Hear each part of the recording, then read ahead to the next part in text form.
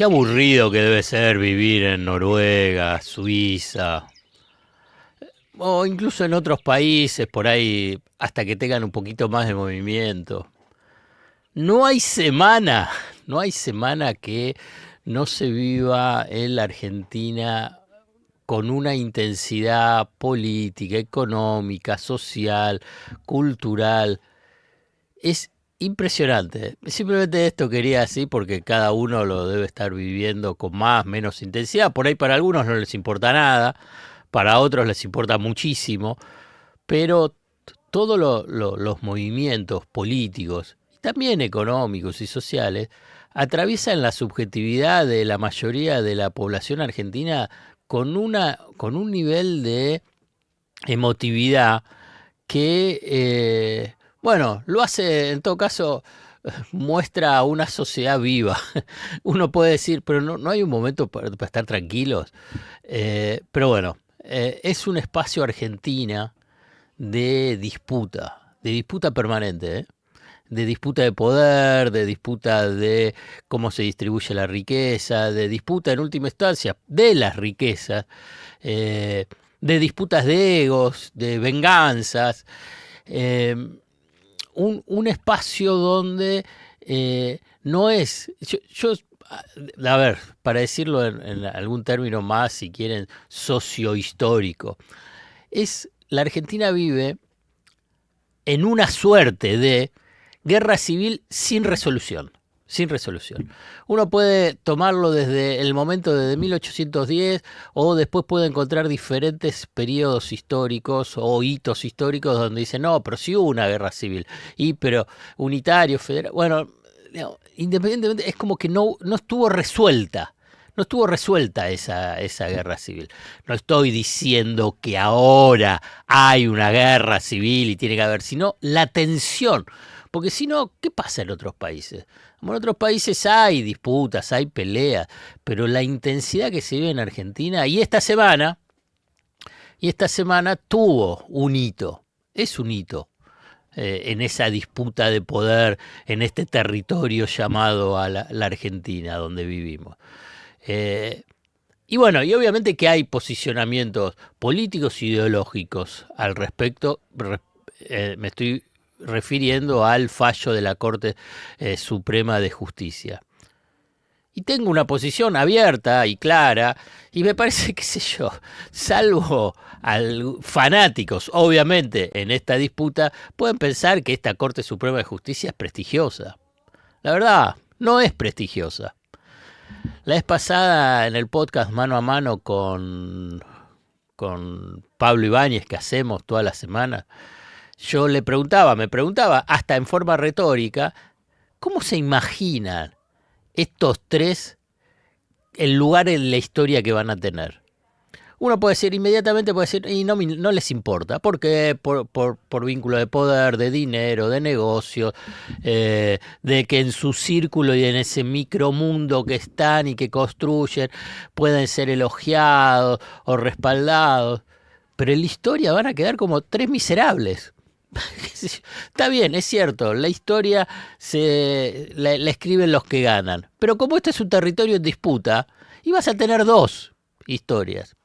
La Corte Suprema de 1930 que avaló el golpe militar, ni te acordás los nombres, pero sabes que fue una Corte Suprema infame, porque avaló un golpe militar. El fallo de esta desprestigiada Corte Suprema de Justicia abona el terreno de la idea de que un sector importante del Poder Judicial está corrompido, y está corrompido por el poder económico. Porque este fallo que condenó a Cristina Fernández de Kirchner, claramente, y además fue abierto, quien quería verlo lo veía a nivel en los medios de comunicación, precisamente voceros de ese poder económico, lo tuvo la AmCham, la Cámara de Comercio de Estados Unidos en Israel, en Argentina, que alentaba la condena a Cristina Fernández de Kirchner. Estaba claro, es evidente, en esa disputa de poder. ¿Saben cómo está ¿Y por qué digo desprestigiada? Porque ese es el consenso que hay en la sociedad.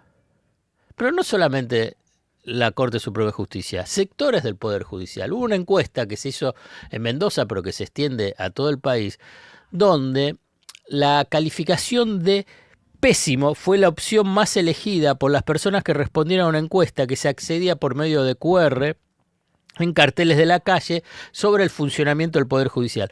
¿Cómo funciona el Poder Judicial? Pésimo. El 90%. Por eso es desprestigiada. Está bien, siguen con los oropeles de los supremos, con que tienen esos cargos vitalicios. No pagan impuesto a las ganancias. Tienen salarios altísimos. ¿Quién se cree que son? Bueno, son representantes del poder económico. Y así es. Digamos, además de integrar una línea, no todo el Poder Judicial, sectores del Poder Judicial corrompidos por el poder económico y por una corriente mafiosa, que ahí interviene Mauricio Macri. ¿Por qué pésimo? Y entonces yo voy a compartir con ustedes un texto que la verdad me pareció que ilustra muy bien todo este proceso.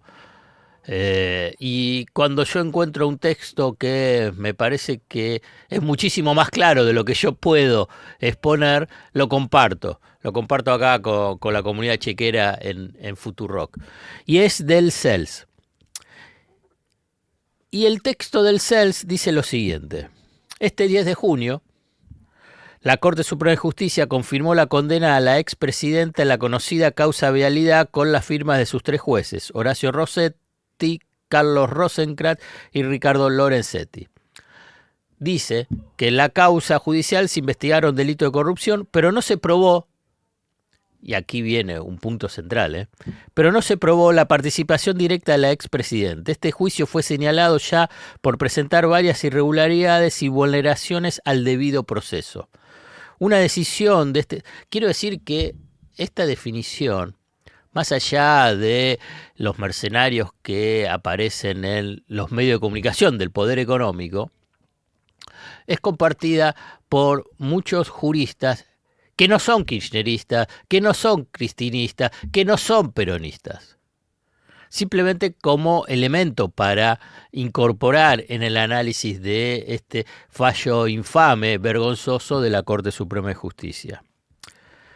Una decisión de este tipo profundiza la crisis de credibilidad del Poder Judicial, dice el CELS, que debe investigar con imparcialidad, seriedad y solvencia hechos institucionales graves para la vida democrática. Esta Corte Suprema de Justicia no lo hizo. Ni lo hizo con imparcialidad, seriedad, ni solvencia técnica, ni tampoco en las instancias anteriores. Digamos, de ese equipo de fútbol que jugaba en la Quinta Los Abrojos de Mauricio Macri, porque es ese el equipo de fútbol, la de este Poder Judicial, la que condenó a Cristina. El fallo de la Corte convalida la interferencia del Poder Judicial en las dinámicas de la política y deteriora la institucionalidad democrática. Las consecuencias de esta decisión son evidentes. Implica la imposibilidad de que la referente más importante de la oposición se presente como candidata. La referente principal de la oposición no puede ser candidata. ¿Qué es lo que estuvo diciendo la derecha durante todo el periodo del kirchnerismo y después? El riesgo de que la Argentina se convierta en Venezuela. ¿Qué es lo que pasa en Venezuela? En la misma línea de reflexión que hace la derecha, y bueno, los sectores de la oposición son perseguidos, los sectores de la oposición no pueden presentarse a elecciones. Y fíjense, digamos, cómo se invierte. O sea que, por ejemplo, con todo respeto, porque lo personalizo porque fue una de las personas que más se refería al riesgo de que la Argentina se convierta en Venezuela, pero la verdad no tengo nada personal. Y me parece que cada uno puede pensar lo que quiere. Pero Joaquín Morales Solá dijo durante mucho tiempo y escribió: Argentina puede convertirse en Venezuela. ¿Y ahora? ¿La Argentina es Venezuela? No, la Argentina no es Venezuela. Ahora bien, tiene la misma lógica ese discurso republicano, entre comillas, diciendo, ¿cómo la principal líder de la oposición no puede presentarse a elecciones por un fallo muy cuestionable de la Corte Suprema de Justicia? ¿Qué más dice el CELS? La maniobra de prohibir a referentes en el marco de la contienda electoral es parte de una historia que atravesó a la región y a nuestro país y reedita el desprecio por las instituciones y la participación popular. Bueno, eso se dio con Lula en Brasil, Correa en Ecuador, Evo Morales en Bolivia y ahora con Cristina en Argentina. El CELS agrega que la democracia en nuestro país atraviesa un proceso de degradación que no es nuevo, pero se profundizó en los últimos años, no solo por la política estatal, que profundiza la desigualdad, el aumento y uso desmedido de las áreas abocadas a la represión y la inteligencia sobre partidos y organizaciones, el hostigamiento a periodistas, sino también por el rol reprobable del Poder Judicial, en especial de la Justicia Federal. El CELS agrega y continúa diciendo que, sin ir más lejos, el juez a cargo de la instrucción de la causa vialidad fue uno de los que participó del viaje al Lago Escondido. Porque además de jugar al fútbol en la quinta, los abrojos de Mauricio Macri, jueces y fiscales fueron al Lago Escondido financiados por el Grupo Clarín. Es como, es parte de un guión de una película, no sé, House of Cards para Netflix, una serie. Y también aquellos que confirmaron la sentencia tienen relación directa con quien era presidente en ese momento, Mauricio Macri. En este fallo, en cambio, los tiempos de la decisión de la Corte Suprema son inéditos. A diferencia de otros casos que demoraron absurdamente, como las confirmaciones de sentencia por juicio de lesa humanidad o causas judiciales con planteo de inconstitucionalidad de los decretos de necesidad y urgencia del actual gobierno. Se le pide a la Corte que diga, el decreto 70 de Milei viola la Constitución de arriba a abajo, de un costado al otro, y no decís nada. Juicios de lesa humanidad que duermen en cajones de hace años y no decís nada. Y te apurás con el fallo de Cristina. Y bueno, es la desprestigiada Corte Suprema de Rosati, Rosenkrantz y Lorenzetti. Dice el CELS, esto es parte de ese mismo problema político-institucional, el hecho de que los cortesanos hayan evitado analizar la causa en profundidad y que una decisión de esta trascendencia tenga fundamentos escuálidos. No es nueva esta forma de actuar, pero se viene perfeccionando las contorsiones jurídicas y argumentales para el encarcelamiento de personas dedicadas a la política, en el marco de un clima de hostigamiento creciente contra los opositores. Macri, con todo lo que debe y tiene una causa de más de 20 años, parece lo sencillo, de lo que se afanó del Correo, solo del Correo, no de lo que es el grupo Macri, que nace con lo peor de la historia argentina en los últimos 50 años, que fue la dictadura militar. Todos los negocios, esos negocios corruptos que fueron, e incluso que se hablan de tráfico de armas durante la dictadura militar.